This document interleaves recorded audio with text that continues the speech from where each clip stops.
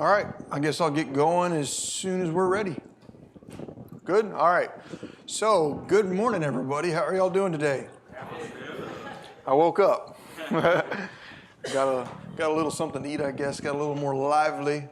So, any major takeaways from this morning? I know we got a lot of questions answered, so I think we got a lot more questions today than we did yesterday, so I appreciate the feedback and all of the communication that we were doing there. So moving forward, we're going to go into closing. So we've already covered essentially the data mining, the marketing, the taking the phone calls, going on the appointments, prepping for the appointments, getting the contract, and now we're going through the closings part. So as I mentioned earlier, anytime we move into closing, we need to review our title commitment within 48 hours of closing. A lot of times the title company will be like, I'll get it to you, I'll get it to you, I'll get it to you. I always press to try and get it at least 2 days before closing. And the reason that is because if there's any errors on it, I don't want to be dealing with those errors the day of closing. I try to get all of my problems taken care of ahead of time. And with the title commitment, remember earlier I told you about Mr. Ronnie that accidentally bought the homeowner's primary residence and not a guy, the wholesaler, he went to buy a absentee owner property and at closing actually closed on the homeowner's property. And whenever he turned around to sell it after rehab, he found out he didn't own the property. And so it turned into a long, fun day. But so reviewing the title commitment, there's key things that we're going to need to look at. Verify that the property address on the title commitment is the address of the property that you're purchasing. As redundant as that sounds, it's true. Make sure that's correct. Make sure that the seller's names are correct. So this happens a lot, like we'll be doing an estate, and the estate would be in the name of John Smith. Well, the title commitment may come back and still say John Smith. Well, John Smith is deceased, so the title commitment needs to reflect that. You know, John Smith, deceased, signed by blank, blank, blank heirs, something along those lines. We need to make sure that the title commitment shows that.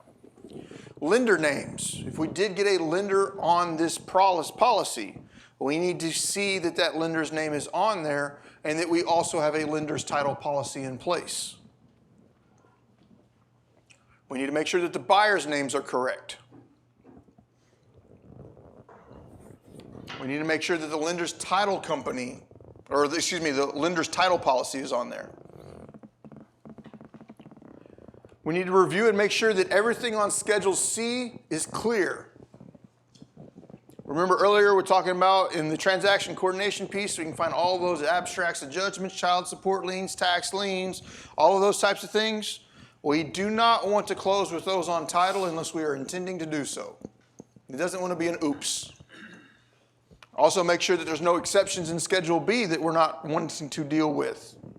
Schedule B was the place where it says, we will insure this property except for these things. So we're going to want to make sure that Schedule B doesn't have anything on it that's a surprise for us. I want to verify that the close date is correct. I'll give everybody some time to take a picture of that. Reviewing this title commitment is an extremely important piece. You do not want to wait till the last day to get it done, and you definitely do not want to close without verifying it first. Yes, ma'am. Let's get you a microphone. Microphone's on the way. So, if you've never seen a title commitment before, I'd be almost willing to guarantee you could Google Texas title commitment or New Jersey title commitment, and you should be able to see a draft of what one might look like and give you an opportunity to go in and review it so you're not feeling blind going out there. Yeah, I just wanted to add to the property address, the legal address also can be mistaken, like the block, or they, sometimes there's block subdivision. meets mounds. Yes, I've had that error. It's important. Yes. It's important. So always repeating, as she said, review the legal description of the properties as well. Something else we need to look at, and I almost 100% of the time find errors on the HUD. Almost every time. It is rare, without a doubt, that I find a HUD that does not have a discrepancy on it. Always double check the HUD. Things that I'm going to look for are realtor fees. Are they accurate? Are they not? Are the taxes being paid by the correct people? Are my assignment fees being correctly reflected? Are any deposits paid by either myself, the end buyer, or the seller by any chance recorded accurately on the HUD? Remember earlier I said I'd take a $5,000 non-refundable deposit, and a lot of times I'd take that directly to myself? Well, sometimes the title company will accidentally not include that $5K and try to charge them the full assignment. Well, that's not fair to the end buyer. The end buyer's already paid $5,000. The title company didn't realize that I already received it, so I'll need to have them corrected. It'll need to show a line item saying $5,000 non-refundable deposit paid outside of closing. You know? Any earnest money deposits, are those being accurately reflected? If I'm doing an assignment and I have $1,000 in earnest money, and my assignment fee or my assignment agreement clearly states that my earnest money deposit does not transfer to the end buyer, well, then I need to get a credit back to me for my earnest money deposit, right? If I put $1,000 as earnest money at the title company, that's my $1,000. I need to make sure I get it back. Make sure that the person that's supposed to pay for the survey pays for the survey. Other clear things that I need to make sure are correct on here is the purchase price, the sales price. These are all things that I need to be aware of. Any unknown liens that may or may not have been cleared. Let's say they did get a garbage lien cleared and they still have the garbage lien on the HUD. Well, it's not supposed to be there anymore. Get it off. Okay? I always want to double check and confirm. I had a deal blow up on me. I lost about 12 grand over it. And my title company quickly found out how upset I can get. They sent the wrong HUD to the wrong person. And I lost my deal. Right then and there. One mistake. They sent the wrong HUD to the wrong person. I just lost $12,000. That was not a good day. So I always want to make sure, like, working with the right title company is imperative. Get some solid referrals before you just go out and hop on a title company. But with my assignments, I want to review the HUDs, blind HUDs. I want to make sure that they are blind. And with the blind HUDs, I want to make sure that everything looks accurate on both sides. I don't really know what else to say. I mean, you can go through there. You'll see title fees on there. You'll see courier fees, notary fees. You'll see all those types of fees. You may or may not be able to negotiate that with your title company. Some things I would like to say on that side, like I hear a lot of people saying, like, if you're closing a bunch of deals with it, you should be able to get a discount on something from the title company. If I have a title company that's really doing a great job at taking care of me, why am I going to nickel and dime them over $100? It's like that $100 could really be the difference between their profit and not profit. It's like, if they are doing me a solid and they're making me hundreds of thousands of dollars, why am I going to nickel and dime them over $100? I'm not. So, like, some people will talk about that. That's not in my wheelhouse. When we do have double closes, we need to see two separate HUDs. We need to see the purchase HUD and the sale HUD. We need to verify that both sides are correct, accounting for the things that we discussed earlier. Are the assignment, there is no assignment fees there, but make sure that the purchase and sales price is correct. The property addresses, the buyers, the sellers, all of those types of things, the date of close. All of these things need to be verified on those HUDs. So just get used to it. Like, I'd be willing to bet right now you can go Google HUD, HUD closing statement, and get to see what one looks like. Look at it line by line, and you'll start seeing some of the fees and things, and you'll start seeing how they're structured. Everything on the buyer side's on the left, everything on the seller side's on the right. Coming into closing, if I am going to double close it, do I have my transactional funding prepared and ready to go? If I'm going to double close this and I need to bring 100 grand to the table, I need to make sure that I've got that secured. Now, if I am doing a double close, we talked about this earlier, but this is important enough that I'm going to dedicate an entire slide to it. Who signs first? Seller, buyer. One of those two. I'll get the seller to come in or the buyer. I'll get the buyer to come in, sign. I will get the buyer to come in, seller to come in and sign.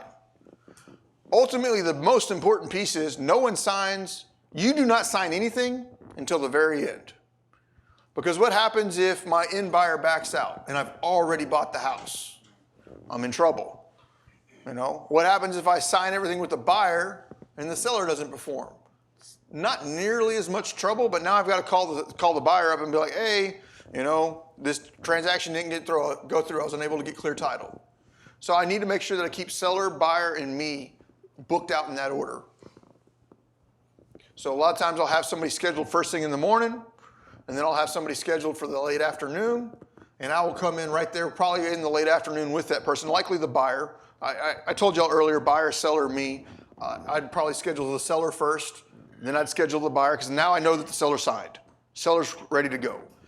Then I get the buyer to come in and sign. Now I know he's ready to go. I will show up with that buyer, kind of like a handshake kind of thing. It's like, hey, thank you for buying the house. Glad to do business with you. Let's do some business again in the future. Maybe I can get a testimonial out of either side of the transaction. That is one thing that I hadn't mentioned earlier when I am closing. I always work with my title company, and they have a copy of my testimonial form in their closing documents. Part of me working with my title company is like, I want a testimonial from every seller that comes through here. And that's how I was able to get a large amount of the testimonials that are currently in my credibility docs.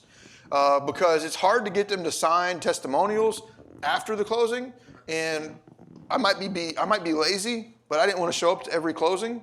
So by not showing up to every closing, I would have the title company get the testimonials handed out at that time. That was able to get me a lot of testimonials. But I schedule in the morning the seller, make sure they sign. I schedule in the mid to late afternoon the buyer, and I'll show up there with the buyer. I'll execute with him, and at that point in time, the transaction's done. Funds get dispersed, I make my money. Any questions on that? All good. All right. Let's get the mic.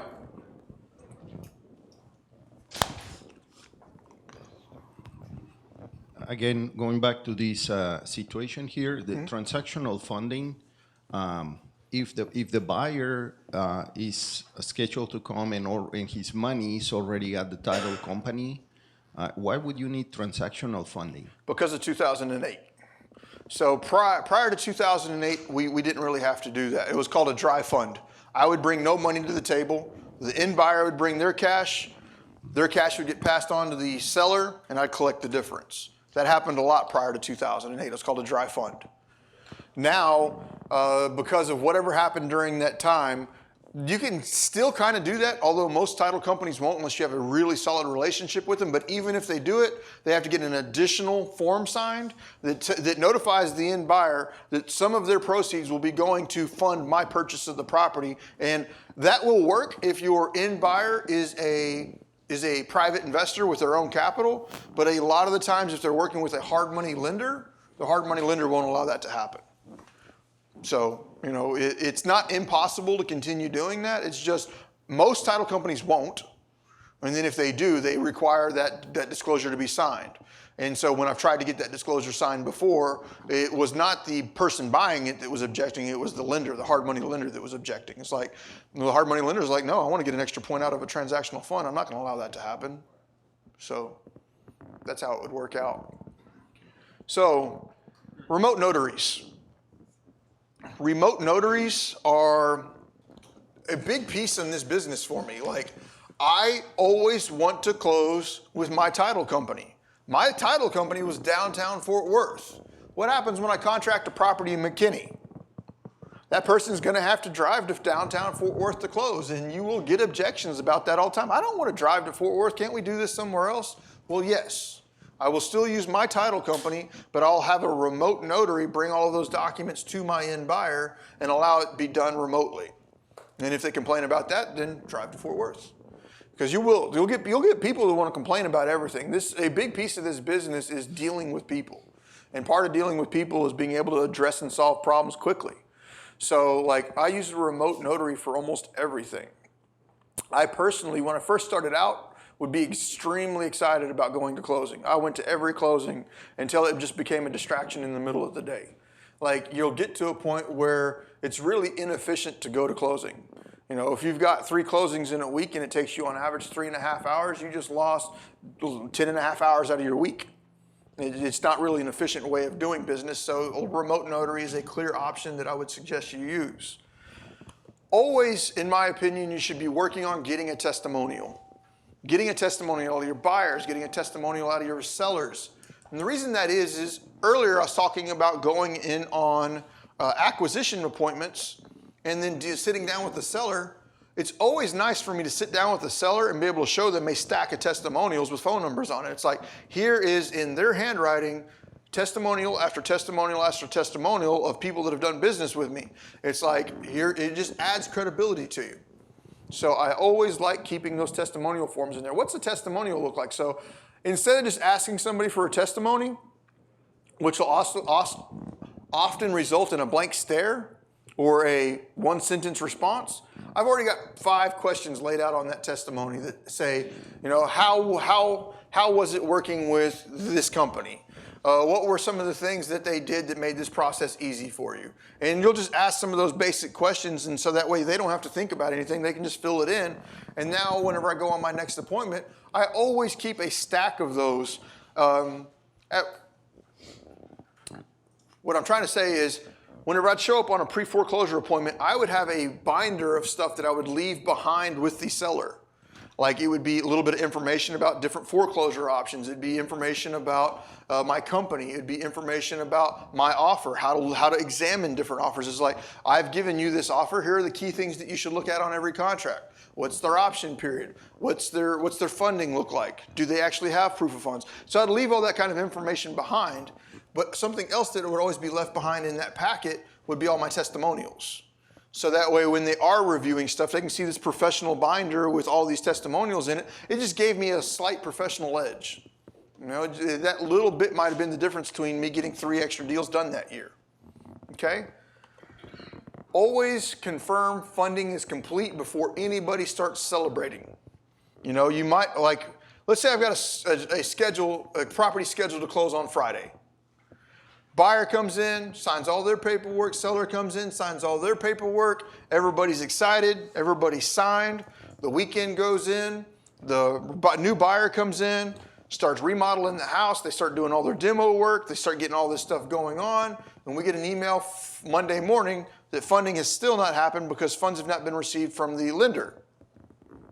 Well, until the funds hit the bank, the deal's not done. Now, I haven't had any issue with somebody going in and remodeling a property, although I did have problems with people trying to remodel a property before they bought it. In this particular scenario, I have not had that happen yet, but I have more than once. On probably at least a third of my files had to deal with delayed funding. Always make sure that you are in direct communication with the seller and the buyer during this process, allowing them to be aware, yes, everything is signed, but the title is not transferred yet. I will notify all parties as soon as it has happened. You do not want to end up in a situation where someone thinks they own the home and they don't, and for whatever reason, the deal blew up at the final second and it's unable to get cleared. So always make sure that everyone knows that funding is done when it's done. So most of the time, the lender wants to see all the docs before they fund it. So the title company doesn't have the funds sitting there in the account. So they'll get all of the documents done, send it over to the lender. The lender will review for approval. Once they do that, they will wire the funds over to the title company, and then the title company will release. Or it's already at the title company, but they're waiting for the approval from the lender to release the funds. So it's not like the monies aren't going to be there. It's highly unlikely that it's going to fail. I've never had one get to the closing table and fail after all signatures have been signed, but I have had it wait 3 to 4 days to fund. And that can be really nerve-wracking. Like the seller's thinking they're done, they're ready to get paid. The buyer thinks they've already got their rehabbers lined out. Now they're going to have to tell their contractor we're a week late on their start date. It just causes trouble for everybody. So try and be on top of the ball about pushing that down the road. I saw a hand raised. I need a mic. Thank you, sir.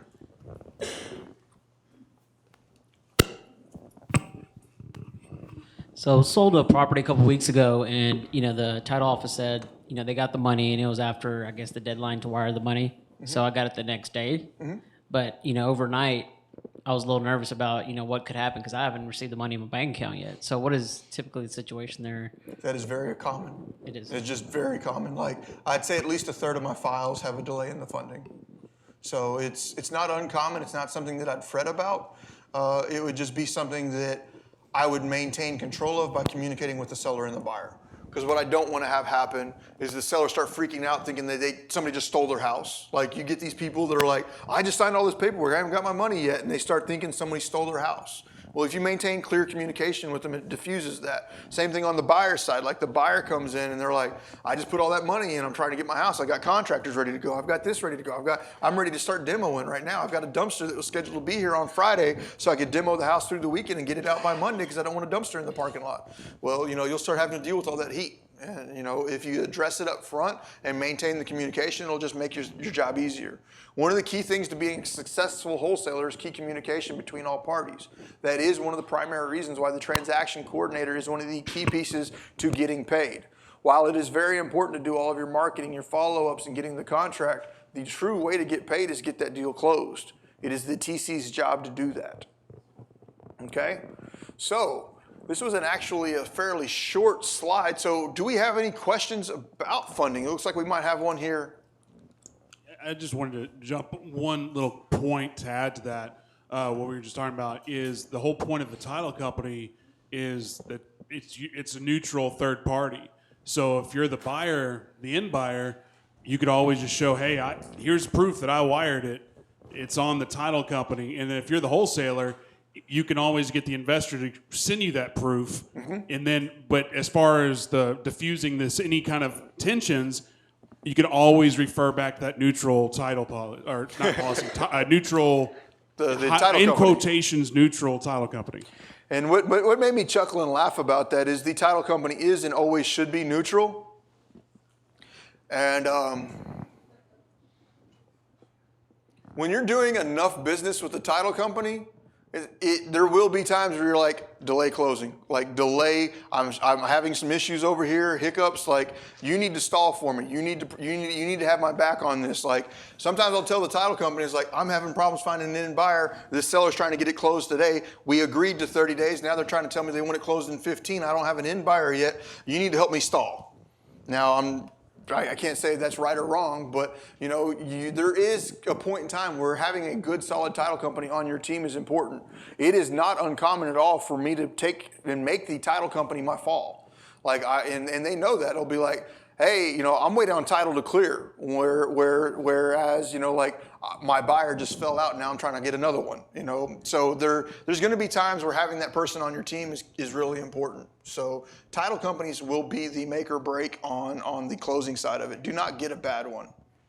Always ask around. Any other questions? We got 15 minutes left. This section right here wasn't too difficult. Oh, one thing I need to throw in there is always prep your seller and your buyer both to know that they need a valid ID. And it's good to get that part taken care of early on, like a week before closing, 2 weeks before closing. It's not common, but it's also not uncommon for a seller oftentimes to have either an expired driver's license or no ID, or be really crazy and just be like, F the government, I will not be identified. It happens, and you've got to deal with that. So you need to prep them to let them know that they need a driver's license to close the property. Okay? If the other buyer is purchasing with an entity, they need proof of their articles of organization. They need proof of the entity in good standing. All of that stuff needs to be taken care of. Yes, sir. So we always say that not all contracts close. You lose some on the buyer side, you lose some on your assignment side. What would be your ratio roughly of which ways you've lost deals? Like, how many do you think you lose out of 100 on the buyer side? Let me give you my answer and then qualify it with an excuse. I closed most all my contracts. Like, very rare did I not close a contract. But at the exact same time, you might ask that same question to somebody else, and they'll be like, I close about 70% of my contracts. I close about 60% of the contracts. It's because they have a different business model. My business model was I'd sit down in the living room with every one of my sellers, and I would go through and I would get the property to a price point that I was comfortable with. Whereas you'll see a lot of other people that are like, I close 50% of my contracts, 60% of my contracts. A lot of those people are just putting everything under contract and then closing what they can close and F the rest of it. That was not my business model. My business model was I'm sitting down with you face to face saying I'm going to buy your house, I'm going to buy your house. So that was me. So my closing ratio is probably a lot higher than some of the other outfits, but I ran a slightly different business model. But not to expect 100% or even 80%. I would say like 90+% of mine I would close, but that's because I did a lot of due diligence on the front side. I spent a lot of time with the seller on the front side, and that when you're trying to do volume, like at my best, I did like 60 to 70 houses in 1 year, but that's not a lot of volume. That's really not a lot. So for 60 to 70 houses in 1 year, I closed most all of them, and it's not because I'm a magic person. It's just I ran a slightly different business model. Like I probably could have put another 40 or 50 properties under contract that year, and because of my own inexperience, I didn't. And that's because I just wasn't confident in putting it under contract. Whereas in hindsight now, I probably should have just put it under contract and accepted that maybe it wasn't my best price, but I could have at least given it a shot. For me on my side, I didn't like putting properties under contract unless I was confident I'd close it.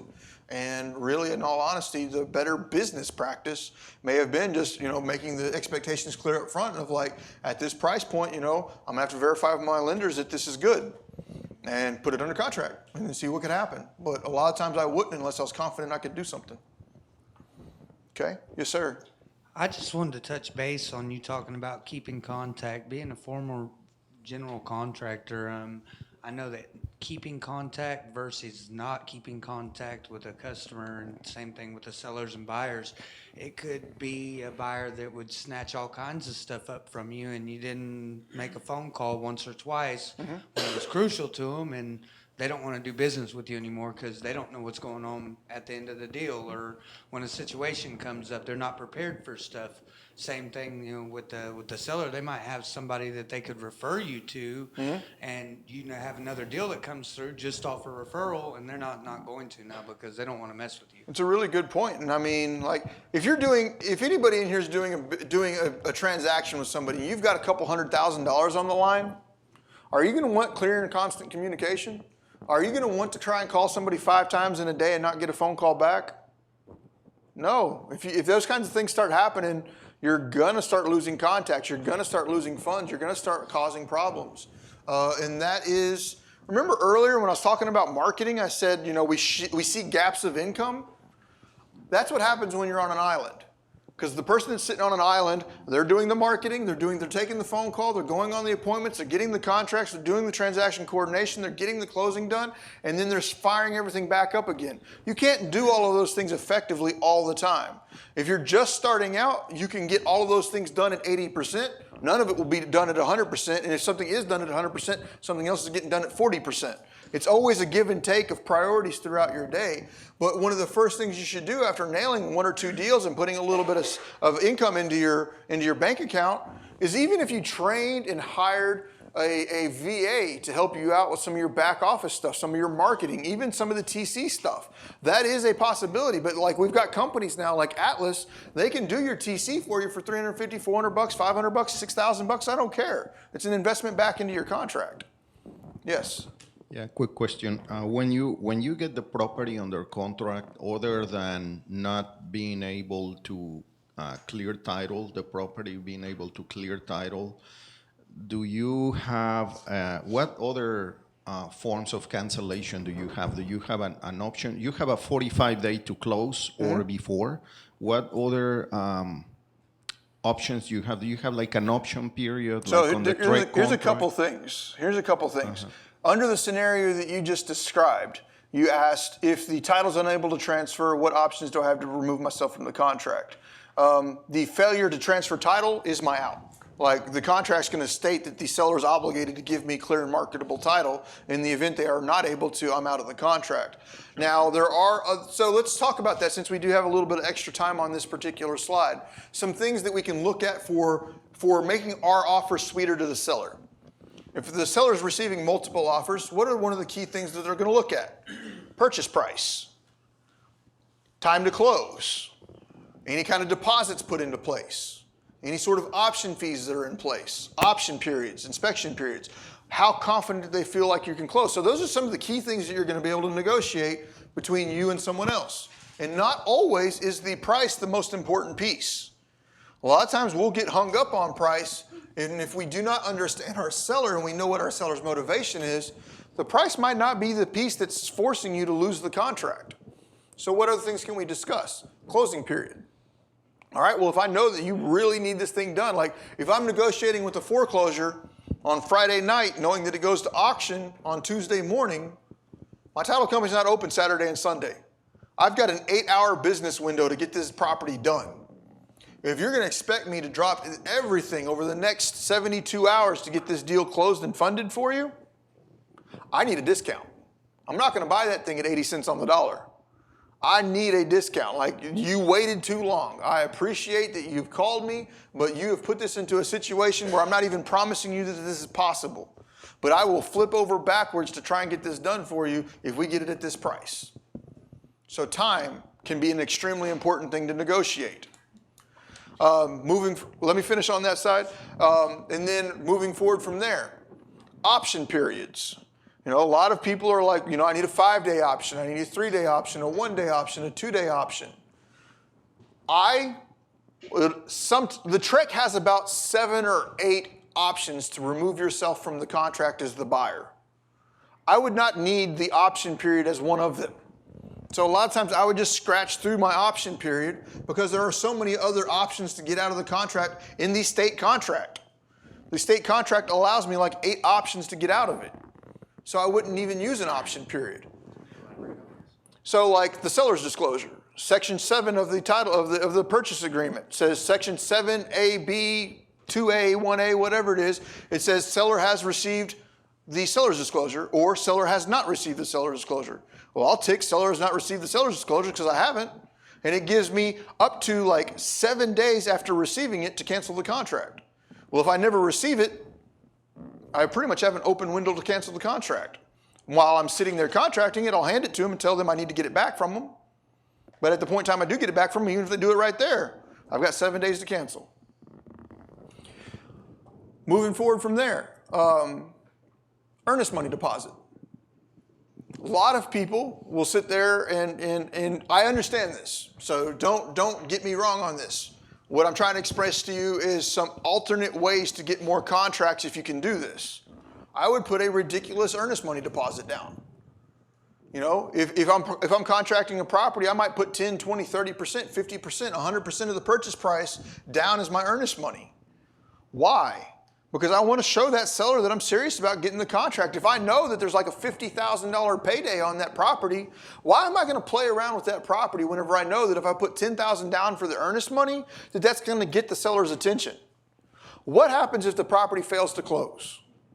I get my earnest money back. Maybe I have to go through a fight to get it back, but I'm going to get it back if the failure to close was on the seller. You know, and well, some people will argue, well, how are you going to be able to prove that? And it's like, how am I not going to be able to prove that? I've got clear title. I've got my funds sitting in the account ready to close. I've already signed all my paperwork. The only thing that's missing for this transaction to close is the seller's signature. How am I failing to perform on this? So like if you're sitting down and you know you've got a really good deal, you know you're going to get this thing under contract, and you know that other people are possibly offering on this property as well. If you can do it, put $10,000 on the earnest money. $20,000, $50,000, $100,000 on the earnest money. If I'm wholesaling, so the question was if I'm wholesaling that. Even if I'm wholesaling it, like the earnest money in my assignment contract does not transfer to the other buyer, so I'll get it back. So I mean, it's really nothing other than an incentive tool to get that person to give me some more, to give me the contract. Other times, like I think I mentioned this yesterday, if I'm trying to get the contract, option period. Well, you know what? Maybe I will put an option period on there, and as part of the option period is an option fee. Well, if I can tell from the conversation that the seller is in a capital crunch, I'll be like, right now, I'll give you $200. I'll give you $200 on an option fee if you allow me to have this contract for the next 3 days. Well, $200 could mean a lot to that seller right then and there because they need to go get gas money. Well, some people might say, well, what happens if they don't close? You just lost $200. Well, how much money did I just spend in marketing? An extra $200 to get the contract really isn't nothing more than an additional marketing expense. Got a question from the internet. Matt Smith, he was asking, can you go in and explain how does private money work at a closing? Like, how do you bring private funds to the closing? So that would work out, like if I'm the end buyer and there's private funds, I would just need to coordinate with my private lender, make sure that he has all of the docs that he needs. I would recommend a real estate lien note. I would recommend, at the very least, a security agreement of some form, whether that be a mortgage or a deed of trust. They're going to need to make sure that they have a copy of their lender's title policy in place. You're going to need the title company's wiring instructions. And then once he's wired all of that in, we'll execute the promissory note, also known as the real estate lien note. We'll execute on the security instruments, and we'll get all that signed up, and then escrow will disperse the funds from there. So always send the private money through the title company. All right. I think we're wrapping up with this section. I'm going to move on to the next one. All right. Moving. Oh, yeah, on the closing side, I think I'm done on that side. Closing really isn't that complicated unless you make it complicated. You can have some hiccups, but the key things that I just expressed, it's not that difficult. One thing that I didn't have in the slides that I think is important is making sure that people have driver's license. I have had that screw me up a few times where somebody will not have some form